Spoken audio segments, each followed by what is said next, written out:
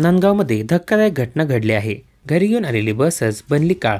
काय आहे नेमकं प्रकरण ते जाणून घेण्यापूर्वी चॅनलला सबस्क्राइब करायला विसरू नका। बसमधून मुले खाली उतरून आपापल्या घरी जात होती। अलिना इतरांबरोबर उतरून बसच्या पुढे चालत आपल्या घरी जात होती। शाळा सुटल्यानंतर 5 वर्षाची अलिना ही चिमुकली विद्यार्थिनी स्कूल बसमधून घरी निघाली।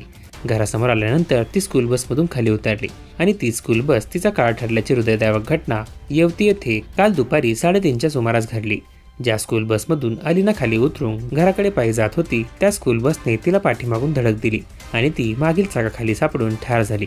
याबाबत इस्पोर्ली पोलिसांनी दिलेली माहिती अशी की अलिना व गावातील अन्य काही मुले इस्पोर्ली येथील दूधगंगा व्हॅली इंग्लिश मीडियम स्कूलच्या स्कूल बसमधून शाळा सुटल्यानंतर गावी येत होते। येवती गावातील दिगंबर आवळेकर यांच्या दुकानाजवळ बस थांबली। त्यावेळी बसमधून मुले खाली उतरून आपापल्या घरी जात होते। अलिना इतरांबरोबर उतरून बसच्या पुढे चालत आपल्या घरी जात होती। त्यावेळी स्कूल बस चालकाला अंदाज न आल्याने त्याने बस सुरू करून पुढे नेली। त्यावेळी त्या बसची अलिना हिला मागून जोराची धडक बसली। धडकेत अलिना रस्त्यावर पडली व क्षणार्धात बस तिच्या अंगावरून गेल्याने ती गंभीर जखमी झाली। घटना पाहून परिसरातील लोकांनी आरडाओरडा सुरू केल्याने बस सुमारे 100 फुटावरून जाऊन थांबली।